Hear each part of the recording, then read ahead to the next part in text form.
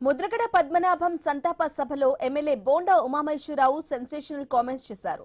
2019లో మా పార్టీ అధికారం కోల్పోవడానికి ముద్రగడ కాపు ఉద్యమమే కారణమని సంచలన వ్యాఖ్యలు చేశారు. నీతికి నిజాయితీకి మారుపేరు ముద్రగడ. కాపుల కోసం తన ఆస్తినే కాదు రివాల్వర్తో ప్రాణాలు తీసుకోబోయారని, ఆయన మరణం కాపు జాతికి తీరని లోటన్నారు. కాపులలో కొంతమంది ఆయనను తగ్గించే ప్రయత్నం చేసిన కాపు ఉద్యమాన్ని గ్రామస్థాయి వరకు తీసుకువెళ్లిన వ్యక్తి ముద్రగడ అని కొనియాడారు. కాపుల డిమాండ్లను నెరవేర్చవలసిన బాధ్యత ప్రభుత్వానికి ఉందని తెలిపారు. విజయవాడలో త్వరలో ముద్రగడ విగ్రహావిష్కరణ చేస్తామని ప్రకటించారు.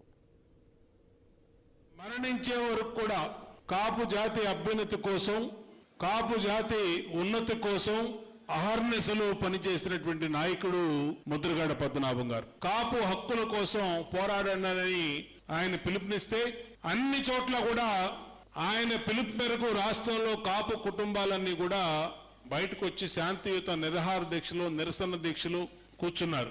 ఆ 2019లో మేము అధికారం కోల్పోవటానికి ముఖ్యమైన కారణం ముద్రగడ పద్మనాభం గారి ఉద్యమం అని కూడా తెలియజేస్తాము.